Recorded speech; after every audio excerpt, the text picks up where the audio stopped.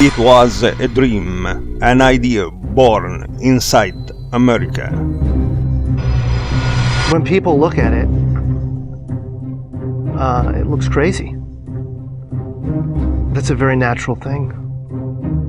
Sometimes when we look at it, it looks crazy.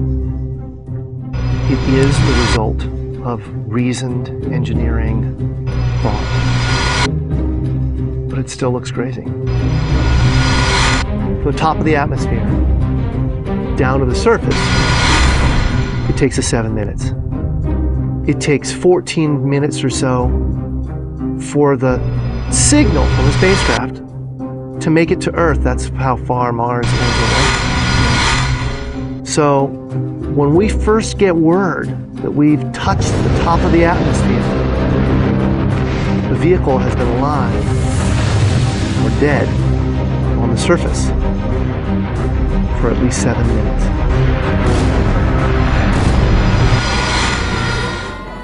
NASA Family Space Camp encompasses mission, training and operations, rocket construction and space history in one of the world's largest space history museums. The program is designed to give families an overview of space exploration while expressing very realistic simulations. Trainings will experience the excitement of an IMAX or 3D movie.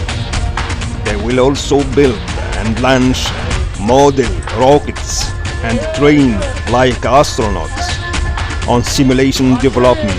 NASA Curiosity Project is exciting new generations, teenagers who are involved to participate, even virtually, in the Mars Ambition project.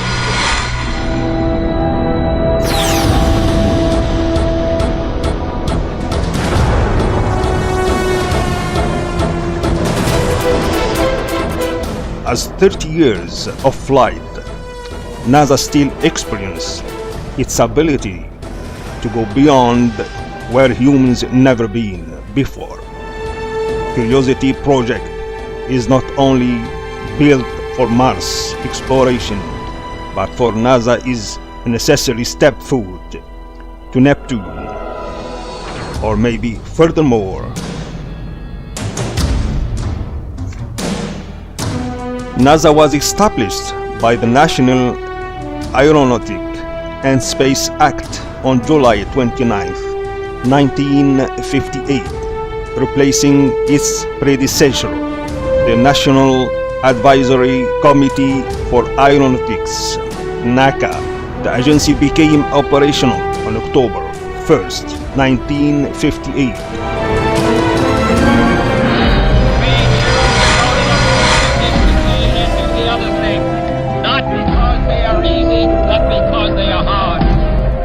U.S. space exploration efforts have since been led by NASA, including the Apollo Moon landing missions, the Skylab space station, and later the Space Shuttle.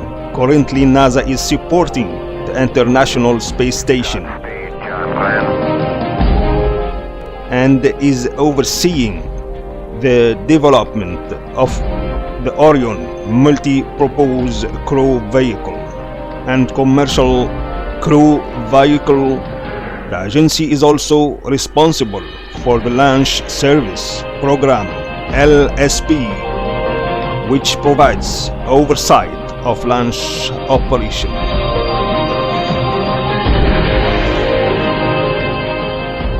And countdown management for unmanned NASA launches.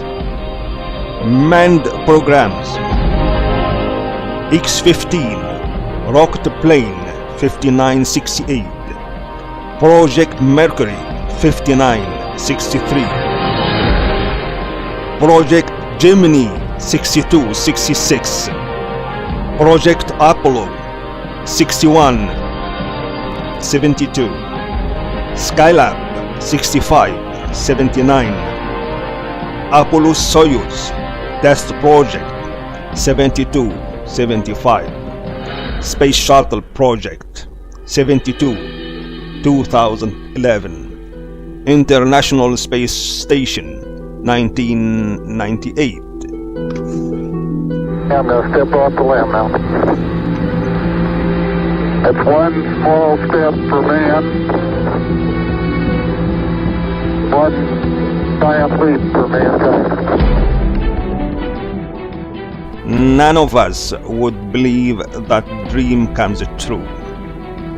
Cracking the red planet, NASA to send a robot to reveal the interior of Mars.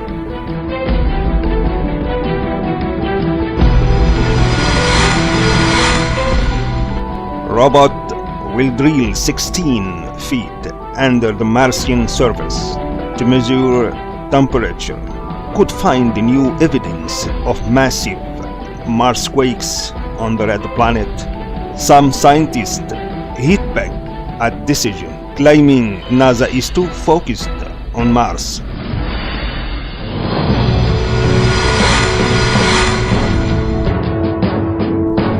After driving all around Mars with 4 rovers, NASA wants to look deep into the guts of the red planet.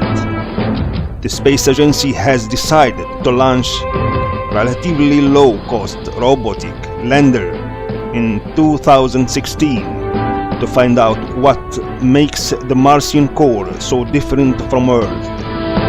The on-site project was chosen by NASA Discovery Program over mission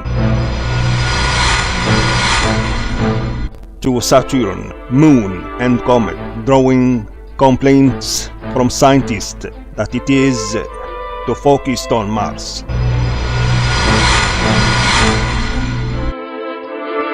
The NASA science chief John Grunsfeld said that while all 3 proposed missions, which cost no more than $425 million, were good, And history is secured. The space shuttle pulls into port for the last time. the Mars project showed the best chance of keeping within budget and on schedule.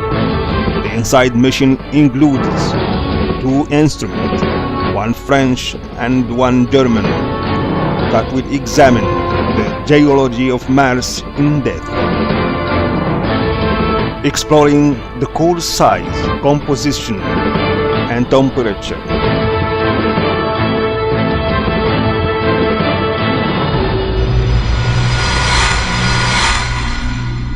And we're now in the final 5 hours of the countdown. NASA has built a new generation of space shuttle To bring humans Crew going down the elevator has been used by the astronauts ever since Apollo. to and from space. It is great to be in Florida today, and the rocket is ready to go fly. The team is ready to go fly. The mission is quite a bit different than the shuttle mission. The next mission is to go beyond low Earth orbit. We're at T-minus 2 hours, 38 minutes, 6 seconds and counting as the crew approaches the launch pad.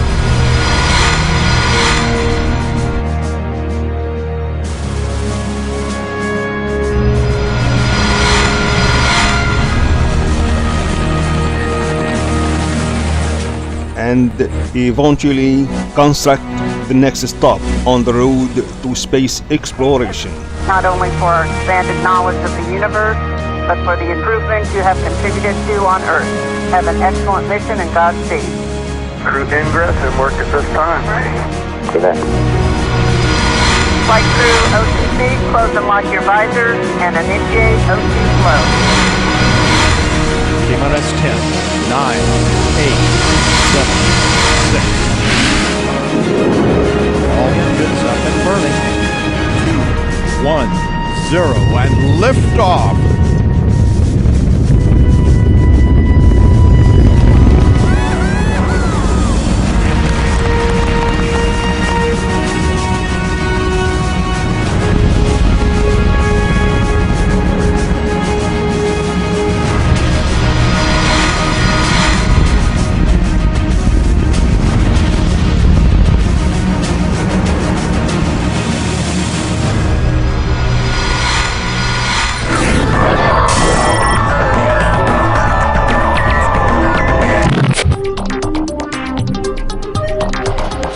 Mars's interior is mystery.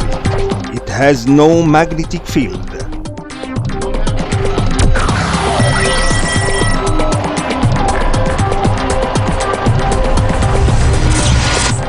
Canadians are also delivering one of the 4 scientific instruments on the telescope, the Near-Infrared Imager and Slitless Spectrograph.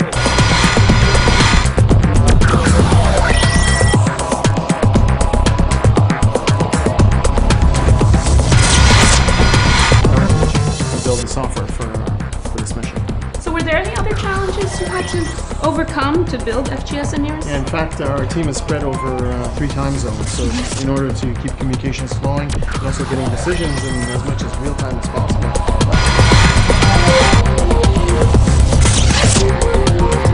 And scientists are unsure whether its core is solid or liquid, or if it has frequent quakes like Earth. What kind of Mars quakes are there? How big is core of Mars? Does it have remnant of molten core like the Earth does? Asked the Discovery Program Chief, Lindley Johnson. Entry, descent, and landing, also known as EDL, is referred to as the 7 minutes of terror, because we've got literally 7 minutes to get from the top of the atmosphere to the surface of Mars, going from 13,000 miles an hour to 0 in perfect sequence, perfect choreography, perfect timing, and the computer has to do it all by itself with no help from the ground. If any one thing doesn't work just right, it's game over. We slam into the atmosphere and develop so much aerodynamic drag. Our heat shield, it heats up and it glows like the surface of the sun. 1,600 degrees. During entry, the vehicle is not only slowing down violently through the atmosphere, but also we are guiding it like an airplane to be able to land in a very narrow, constrained space. This is one of the biggest challenges that we are facing, and one that we had never attempted on Mars. Mars is actually really hard to slow down because it has just enough atmosphere that you have to deal with it. Otherwise, it will destroy your spacecraft. On the other hand, it doesn't have enough atmosphere to finish the job. We're still going about 1,000 miles an hour. So at that point, we use a parachute. The parachute is the largest and strongest supersonic parachute that we've ever built to date. It has to be able to withstand 65,000 pounds of force, even though the parachute itself only weighs about 100 pounds.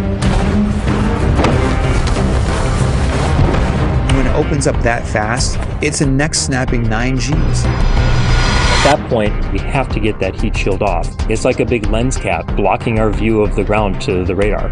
The radar has to take just the right altitude and velocity measurements at just the right time, or the rest of the landing sequence won't work.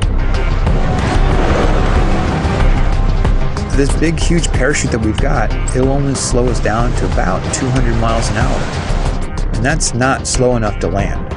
So we have no choice, but we've got to cut it off and then come down in rockets. Once we turn those rocket motors on, if we don't do something, we're just going to smack right back into the parachute. So the first thing we do is make this really radical divert maneuver. We fly off to the side. Diverting away from the parachute, killing our horizontal velocity and our vertical velocity, getting the rover moving straight up and down so it can look at the surface with its radar and see where we're going to land. And we head straight down to the bottom of a crater, right beside a 6-kilometer high mountain. We can't get those rocket engines too close to the ground, because if we were to descend propulsively with our engines all the way to the ground, we would essentially create this massive dust cloud. That dust cloud could then go and land on the rover. It could damage mechanisms and it could damage instruments. So the way we solve that problem is by using the skycrane maneuver. 20 meters above the surface, we have to lower the rover below us on a tether that's 21 feet long, and then gently deposit it on its wheels on the surface. As the rover touches down and is now on the ground, the descent stage is in a collision course with the rover. We must cut the bridle immediately and fly the descent stage to a safe distance from the rover.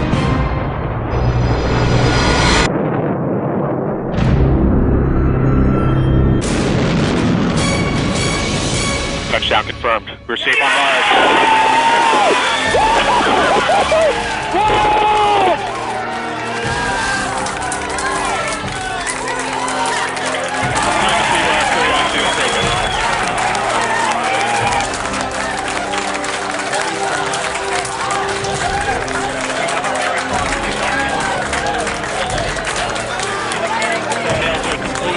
Got thumbnails.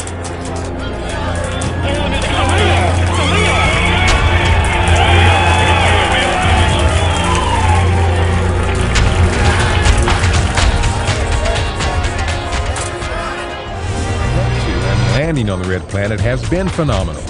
People in New York City's Times Square watched the giant screen and listened on Third Rock Radio to NASA television's coverage of the vehicle's 7-minute, 13,000 to 0 miles per hour plunge to the surface of Mars. NASA TV also had more than 1.2 million people watching on NASA.gov. That's twice the record set for the recent transit of Venus. The NASA website even made available a map to which organizations were able to post locations of viewing events around the globe. Of course, the prime hosts were NASA centers. NASA planetary scientist Kelly Fast of NASA headquarters brought Curiosity's landing and mission into focus for visitors at a community festival in Palmdale, California, near Dryden Flight Research Center. There were also opportunities for the curious crowd of several hundred people to learn more about the capabilities of the Red Planet's newest rover through exhibits set up by Dryden. At the Virginia Air and Space Center, the official visitor center at NASA Langley, about 250 people showed up for Mars Midnight Madness. The overnight event included Mars-related exhibits and information for those curious about the Mars Science Laboratory. As the time for the scheduled landing of Curiosity approached, people filed into the center's IMAX theater to catch the historic event on the big screen. The successful touchdown and especially proud moment for Leia, whose contributions to the mission included the MSL Entry, Descent, and Landing Instrumentation, or MEDLEY, a group of 14 sensors in the heat shield used to monitor temperature and pressure during Curiosity's descent through the Martian atmosphere. Curiosity undergoes the most difficult planetary exploration mission ever conducted. It is enabled by a suite of 10 science instruments with a total mass 15 times as large as the science payloads on the Mars rovers Spirit and Opportunity. Some tools are the first of their kind on Mars, such as a laser to check the elemental composition of rocks from a distance. Curiosity will also use a drill and scoop at the end of its robotic arm to gather soil and powdered samples of rock interiors, which can then be sifted and parceled out to analytical laboratory instruments inside the rover. With the spacecraft being as healthy as it is and the capability that it has, all our options are open for science.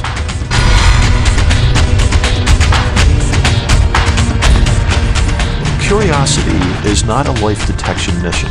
We're not actually looking for life. We don't have the ability to detect life if it was there. What we are looking for is the ingredients of life.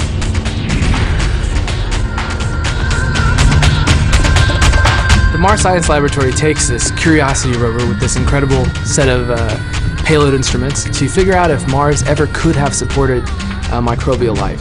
By that we mean a place where microorganisms, little tiny single-celled organisms, could have lived, and that requires a source of energy and water, because all life as we know it is associated with water, and then we also need a source of carbon. Curiosity is going to land at Gale Crater, and we're going to be climbing a mountain. In fact, one of the first things we'll see when we wake up the first day on Mars is this giant mountain in front of us, just waiting for us a few miles away. And in that mountain, there's a stack of layers, and like turning the pages in a book, we will explore these layers and look at them in terms of whether or not they preserve evidence for ancient habitable environments. So you can think of Spirit and Opportunity as robotic geologists. Curiosity goes one step further. It's not only a robotic geologist, but a robotic geochemist. We need a bigger rover this time around because we've got 10 science instruments and 2 of them fit inside of the belly of the rover. We bring some state-of-the-art laboratories to do very detailed geochemical analysis of the rocks and soils on Mars, and the atmosphere as well. We have to feed those instruments by getting samples of rock with a big robotic arm and a drill on the end of it. And then we, of course, want to have all of our eyes and the other senses that we need with cameras and other detectors to monitor the weather and other things as well. The reason it's important to have this capability is this brings us back to how we address the question and search for habitable environments again. We need to make those measurements in order to know that if life had evolved on Mars, would this be the kind of place where microorganisms could have lived? InSight isn't just a Mars mission, it's really a mission to the terrestrial planet interior. Mars is kind of the Goldilocks planet. It's not too big, it's not too small, it's just right. If it was too big, it would have retained a lot of activity and erased all the evidence that we're looking for. If it was too small, it never would have undergone the same processes that formed the Earth, and so it's really just right. Mars will give us this insight into early planet formation and early planetary processes. Understanding the details of the structure of the interior of Mars will allow us to address questions of planetary formation that we've only been able to guess at before. We are missing cold, hard data, and this is what this mission will provide. The InSight mission is a geophysical mission to Mars. It's going to go to Mars and take its vital signs. It's going to take its heartbeat, the seismic activity of the planet.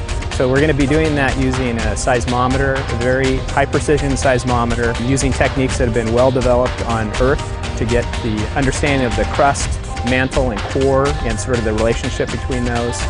We're going to take its temperature by measuring the thermal gradient of the surface, which tells how much heat is coming out. We also have a heat flow probe, we call it HP Cube. And what that does is it's going to basically take the temperature of Mars, and from that it will be able to understand what the thermal flux is over the course of a full Martian year. And it's going to sort of measure its reflexes by looking at how the rotation wobbles with the tidal effects of the sun. Our final experiment is called RISE, and that's going to be looking at basically the wobble of Mars to help understand what the core size may be and composition. The Lockheed Martin flight system, our role is to build the aeroshell, the cruise stage, and the lander. All three of those have extremely high heritage from Phoenix. 20 meters, 50 meters, standing by for touchdown. Touchdown signal detected.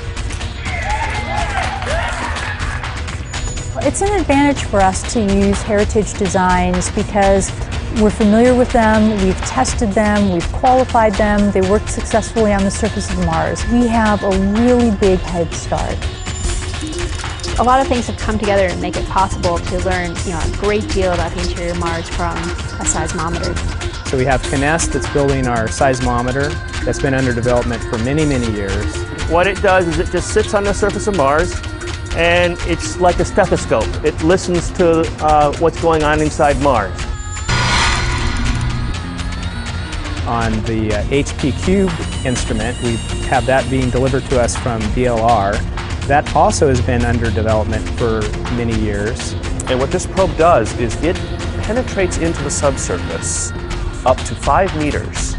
On its way, it measures the thermal conductivity. A basic mantra of our flight system design is low risk, and with that is low cost risk. We've been to Mars before with the JPL Lockheed Martin team. We've been to the surface of Mars before successfully with Phoenix. We know how to operate the arm.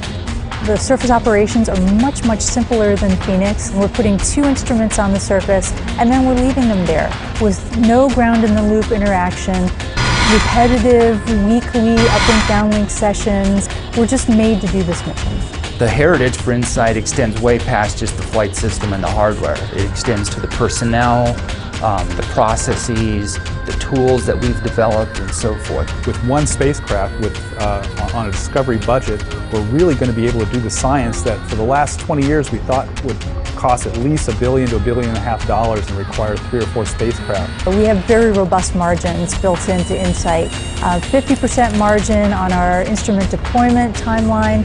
We have 50% margin on our science data collection. We have 500% margin on our daily data volume. We're in good shape.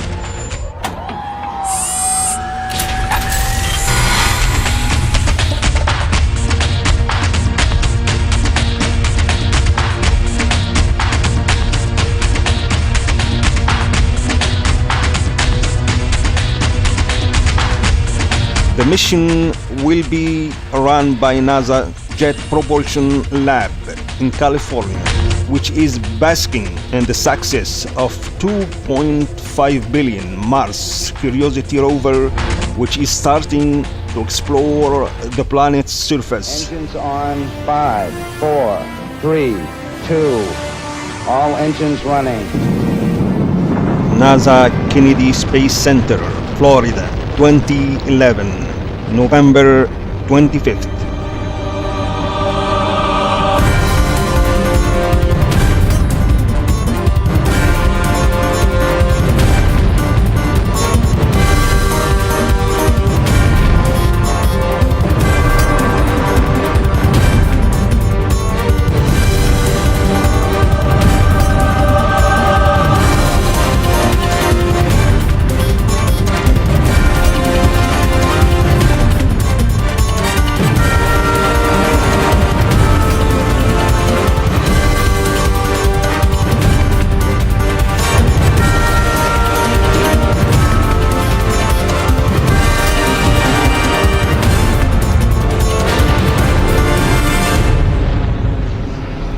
Earlier this year, NASA pulled out of 2 Mars missions with the European Space Agency because it lacked the 1.4 billion funding for the proposed 2016 and 2018 missions. NASA is still working on another possible Mars mission to replace the cancelled mission, with a decision due this month. Becomes a feat of engineers' excellence, the most complex machine ever built.